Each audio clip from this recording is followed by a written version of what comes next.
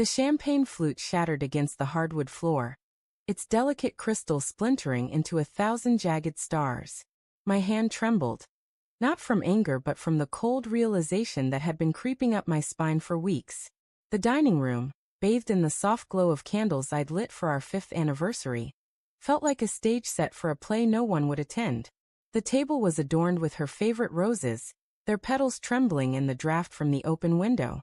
I stood alone, staring at the empty chair where Sarah was supposed to be, her text still burning in my mind. Sorry, babe. Last-minute dinner with Mark. Can't miss it. Love you. The words were a blade, slicing through the fragile hope I'd clung to. I sank into the chair, the velvet cushion cold against my thighs, and replayed the past month in my head. The late nights at the office, her phone angled just out of my sight, the way her laughter had grown sharp, almost performative, when I asked about her day. I'd dismissed it all, chalked it up to stress, to her ambition, to the demands of her new role under Mark, her charming, ever-present boss. But tonight, as the clock ticked past 8, the truth pressed against my chest like a weight I couldn't shift. I poured another glass of champagne, the bubbles hissing like whispered accusations. The apartment smelled of rosemary and garlic from the dinner I'd spent hours preparing, her favorite, braised lamb with roasted vegetables, now congealing on the stove. My phone buzzed, and for a fleeting moment, I hoped it was her calling to say she'd made a mistake, that she was on her way home.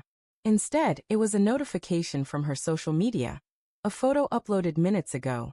Sarah, radiant in a black dress I didn't recognize, laughing beside Mark at a candlelit restaurant. His hand rested lightly on her shoulder, his smile too familiar, too intimate. My stomach churned, a mix of nausea and rage.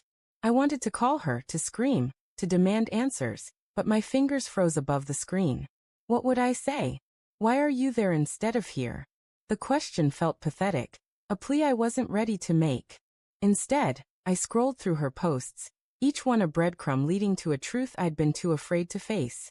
A late-night coffee run with Mark 2 weeks ago. A team-building retreat last month, where she'd returned with a glow I mistook for exhaustion.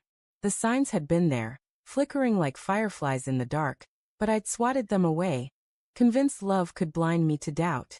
I stood, the room tilting slightly, and walked to the window. The city lights sprawled below, indifferent to the storm brewing inside me. I remembered the night we moved into this apartment. How Sarah had danced barefoot across the empty floor, her laughter echoing off the bare walls. We'd promised each other forever, hadn't we? But forever felt like a lie now. A contract written in sand, washed away by the tide of her choices. The doorbell rang, sharp and jarring. My heart lurched. Could it be her? I crossed the room, hope and dread tangling in my chest, and opened the door. It was Emily, Sarah's best friend, her face pale, eyes wide with something like pity. James, she said, her voice barely above a whisper. I didn't know if I should come. What is it? My throat tightened, the words scraping out. She hesitated, clutching her purse like a lifeline. I saw them. At La Belle. Sarah and Mark. It wasn't just dinner. Her voice cracked, and she looked away, as if the truth burned her too. I'm so sorry. The air left the room. I leaned against the doorframe, my knees threatening to buckle. What did you see? I asked, though I didn't want the answer. Emily's lips trembled. They were close. Too close. His hand was on her thigh, and she didn't push it away. They were laughing like... She trailed off, but the image was already seared into my mind, vivid and cruel. I nodded, numb, and closed the door behind her. Emily's words were a match struck in a room full of gasoline. I paced the apartment, my thoughts a chaotic swirl of denial and fury. Part of me wanted to believe it was a mistake, that Sarah was just caught up in the moment, that she still loved me. But the other part, the part that had noticed her pulling away, her excuses piling up like unpaid bills, knew better. I grabbed my coat and keys, my movements mechanical. I couldn't stay here, surrounded by the ghosts of our promises. The city streets were slick with rain, the neon lights blurring into streaks of color as I walked, no destination in mind. My phone buzzed again, another text from Sarah. Dinner's running late. Don't wait up.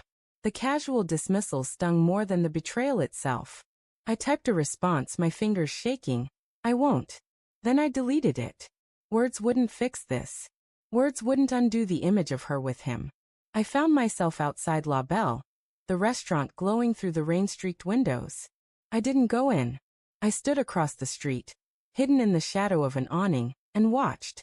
There they were, at a corner table, their heads bent close, her hand brushing his as she laughed.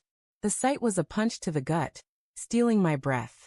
I wanted to storm in, to shatter their perfect little moment like I'd shattered the champagne flute, but something held me back. Pride maybe. Or fear. Fear that confronting her would make it real, that I'd lose the last shred of hope I was still clutching. Instead, I turned away, the rain soaking through my coat, and made a decision. I wouldn't confront her tonight. I wouldn't scream or beg or cry. I'd leave her with something worse, silence. I walked back to the apartment, packed a single bag, and left a note on the table, simple and final. You chose him. I'm choosing me. I didn't sign it. She'd know. As I stepped into the elevator, the weight of 5 years pressed against my chest, but there was a strange relief in it too. I wasn't running away. I was walking towards something new, something untainted by her lies. The doors closed, and I imagined her coming home to the empty apartment, the candles burned to stubs, the lamb cold on the stove, my note a quiet explosion in her perfect world. She'd feel it. The absence, the silence, the truth of what she'd thrown away. And that was enough. I stepped into the rain-soaked night, the city alive with possibilities, and disappeared into it.